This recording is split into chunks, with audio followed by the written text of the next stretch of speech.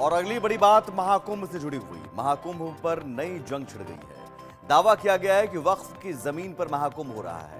All India Muslim जमात के राष्ट्रीय अध्यक्ष मौलाना शहाबुद्दीन रजवी ने दावा किया कि महाकुंभ का आयोजन वक्फ की 54 बीघा जमीन पर हो रहा है। हमने कोई आपत्ति नहीं की, लेकिन दूसरी तरफ अखाड़ा परिषद और दूसरे बाबा लोग मुसलमानों के प्रवेश पर पाबंदी लगाने की बात कर रहे हैं। उनको भी बड़ा दिल दिखाना चाहिए।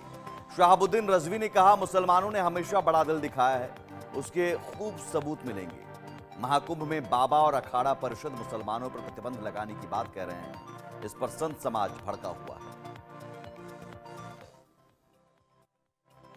और कुंभ के मेले में जिस तरीके से अखाड़ा परिषद, नागा सन्यासियों ने और स्वामी बाबाओं ने मुसलमानों के प्रवेश पर प्रतिबंध लगाया, उस पस मंजर में अगर देखें तो खुद प्रयागराज के जो मुसलमान हैं उनमें से एक सरताज नाम के हैं, उन्होंने इस बात की जानकारी दी और कहा, एलानिया तौर पर इस बात को कहा कि जो ज़मीन है, जिस ज़मीन पर, ज़मीन के बहुत सारे हिस्से पर जो शामियाने तंबू वगैरह लगाए गए हैं, इंतज़ामात किए गए हैं, मेला लग रहा है, ये वक्फ की ज़मीन है और वहाँ के मुसलमानों की ज़मीन है।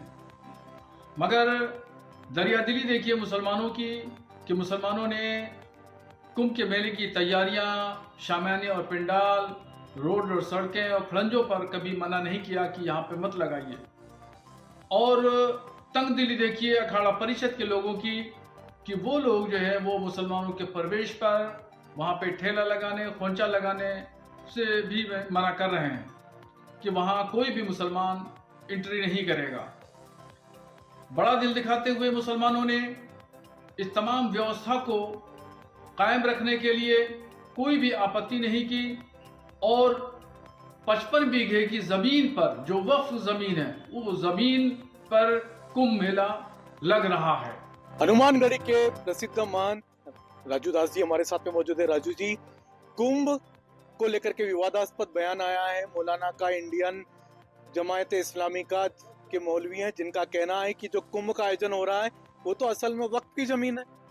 नहीं, देखिए, दुर्भाग्यपूर्ण मौलाना का बयान है। यह देश राम का है, यह देश परशुराम का है, यह देश महावीर का है, यह देश भगवान बुद्ध का है। ना बाबर, ना औरंगजेब, ना हुमायूं, ना बाबर, ना मुल्ले, ना मौलवी, ना मदरसा छाप ऐसे मौलाना का देश है जो ऐसे बयानबाजी कर रहे हैं। यह दुर्भाग्यपूर्ण मौलाना का बयान है। यह बयान से सिद्ध करता है कि देश में रहने वाले हर मुसलमान का विचारधारा एक ही है। वो आतंक को बढ़ावा देते हैं।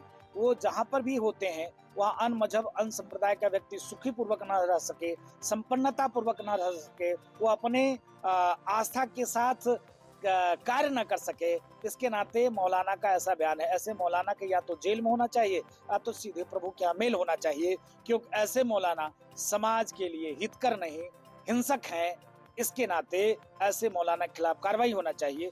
और ऐसे मौलाना इस प्रकार से बयान देकर हिंदुओं को आगाह कर रहे हैं, अभी भी वक्त है, सुधर जाओ। जैसे धर्म के आधार पर पाकिस्तान हो गया, हमने नहीं किया, ऐसे मौलाना के बाप दादाओं ने किया।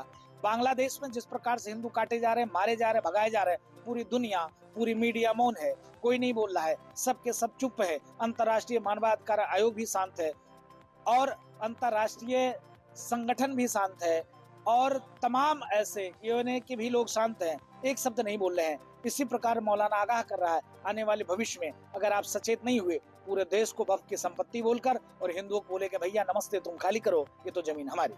समाजवादी पार्टी के नेता हैं अखिलेश यादव और उनकी पार्टी के विधायक हैं, कह रहे हैं कि कुंभ में जाएंगे तो लोग मर जाएंगे वहाँ। नहीं, देखिए, समाजवादी पार्टी, क्योंकि समाजवादी पार्टी को सनातन से कोई लगाव नहीं, कोई प्यार नहीं, आस्था नहीं। समाजवादी पार्टी इस्लाम को लेकर चलने वाली पार्टी है। समाजवादी पार्टी सदैव भी इस्लाम को बढ़ावा देने के लिए कार्य और काम करती है। समाजवादी पार्टी इस्लाम के मानने वाले के लिए खूब करती है और सनातन को मानने वाले को ठेंगा दिखाती, गोली मारती है, रक्तपात करती है। इसके नाते उनसे मुझको कोई लगाव नहीं है और उनसे मुझको कोई उम्मीद भी नहीं है। लेकिन समाजवादी पार्टी के कुछ विधायकगण हैं जो हिंदू हैं, इस प्रकार से उन्होंने बयानबाजी किया है। मुझको लगता है उनके डीएनए में बाबर और औरंगजेब का रक्त मिला हुआ है। इसके नाते अगर सनातनी होते, राम भक्त होते, हिंदू होते, कभी भी कुंभ पर टीका और टिप्पणी नहीं करते।